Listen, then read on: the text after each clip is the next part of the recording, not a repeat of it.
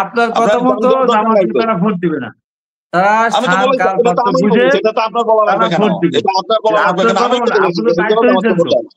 আপনি তো বিরাট একটা দায়িত্ব নিয়েছেন, বিরাট কিছু বিনিময়ে বিরাট কিছু দায়িত্ব নিয়েছেন। আমি তো জেনে শুনেই কথা বলছি, আপনি তো পারপাসলি জামাতের পারপাস সাফ করার জন্য জামাতের সাথে আপনি একটা হিসাবে গেছেন। আমি তো প্রকাশ্যে এই অনুষ্ঠানের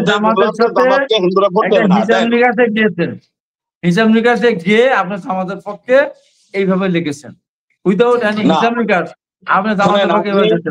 আপনি যে কথা বলেছেন এটা আমি আগেই বলেছি যে হিন্দুরা জামাতকে ভোট দেয় না, তারপরেও জামাত হিন্দুদেরকে যে পরিমাণ সুযোগ মানে খেদমত করেছে, আপনারা ভোট পাওয়ার পরেও সেটা করেন না। আপনার দলের লোককে আপনার দলের নির্জনবদ্ধ থেকে আরম্ভ করে তরুণদের থেকে আরম্ভ করে বয়স্কদের মতো লোকদেরকে আপনারা বঞ্চনা করেছেন। আপনার দলে যাবে কেন মানুষ? আমার আগে তো জামাত তো যায় নাই, সব তো আওয়ামী লীগের সাথে ছিল। জামাতে কোন হিন্দু ছিল আগে? ছিল আগে থাকার কথা। আপনি তো ধর্মের সাথে কন্ট্রাডিক্ট করতেছেন, আপনি ধর্মের সাথে কন্ট্রাডিক্ট করতেছেন, আপনি নিজের স্বার্থে আপনি ধর্মকে তো বিকৃতি করতেছেন। আপনি জামাতকে ভোট দেওয়ার কথা বললেন, আপনি ধর্মকে নিয়ে আপনি জামাতের পক্ষে ভোট দেওয়ার জামাত ভালো মনে জান, আপনি ধর্মকে তো আপনি বিকৃতি করতেছেন। জামাতকে ভোট দেয় না, তারপরে জামাত ওনাদেরকে এবার দিবে বলছে না, এবার দিবে বলছেন তো, এবার দেওয়া হবে, এবার দেওয়া হবে। আপনি দায়িত্ব নিয়েছেন, এবার দেওয়া হবে। আমি দায়িত্ব নেই, আমি কারো দায়িত্ব নেই না, আমি তো বলি না জামাতকে ভোট দিতে হবে। আমি তো বলি দায়িত্ব না নিলে আমি বলেছি জামাতের নেতা কর্মীরা সৎ, আদর্শবান, নীতির প্রশ্নে অটল। শোনেন, তাদের চেইন অফ কমান্ড আছে, যেটা আপনাদের নাই। জামাতের চেইন অফ কমান্ড থাকবে, যেমন আর একটু বড় হোক, তারপর দেখেন।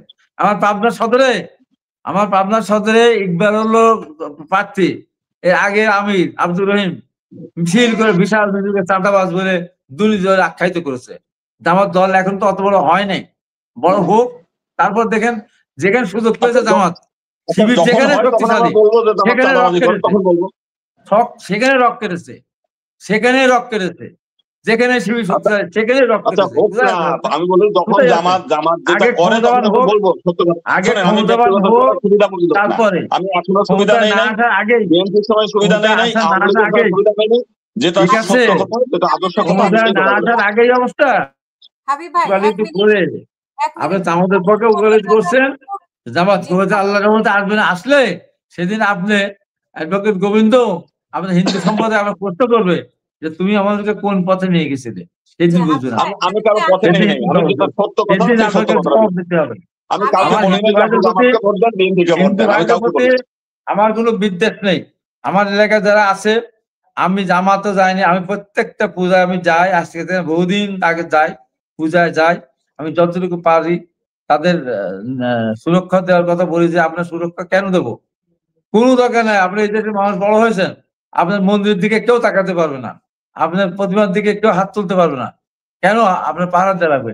এই দেশে বসবাস করার দায়িত্ব আমাদের, এবং তাদের আর্থিক সহযোগিতা সবকিছু আমরা করি। কই একটা আমাদের বিরুদ্ধে বল না তো।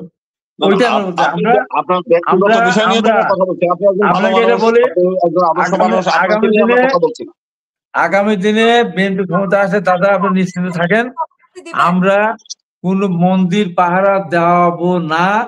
অটোমেটিকলি মন্দির তার মতো করে তা থাকবে।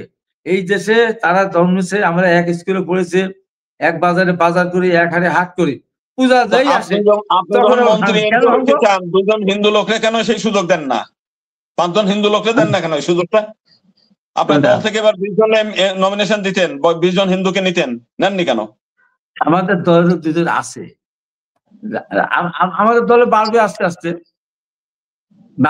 আর আস্তে আস্তে কবে? এখন 20% হিন্দুর থেকে এখন 8%-এ দাঁড়াইছে। শূন্য হয়ে যাবে। আপনার 5% তারপরে 5% প্রমিনেন্ট হয়, তো 5% তো 20 জন নমিনেশন পাইতে পারে।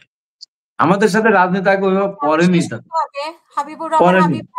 এইবার যেমন দেখেন, এবার দেখেন আপনার জগন্নাথ হলের ছেলেরা সব ভোটটা দিয়ে দিল কিন্তু আমাদের বিএনপি ছাত্র দলকে, 10টা ভোট দিয়েছে মাত্র। বুঝুন তো সেন্টিমেন্টটা কোথায়? আমরা এইটুকু অ্যাসুরেন্স করতে চাই আগামী দিনে জগন্নাথ হলে তো বিএনপি আপনাদেরও ভোট দেয় নাই, জগন্নাথ হলে জিএস হয়েছে স্বতন্ত্র, আপনাদেরও ভোট দেয় নাই। আমরা না আমাদের দিয়েছে তো, যখন ধর আমাদের 1100 ভোট পেলাম কি করে? আমাদের 1100 ভোট আছে ওখানে, 1100 ভোট আছে, সব ভোট দিয়েছে বিএনপি কে, ছাত্র দলকে। আমরা এইটুকু বলি যে আগামী দিনে আমাদের হিন্দুরা যদি বিএনপিকে ভোট দেয়, একটু আগে বললেন যে হিন্দুরা বিএনপিকে ভোট দেয় না, এখন তো আপনি স্বীকার করতেছেন ভোট দেয়।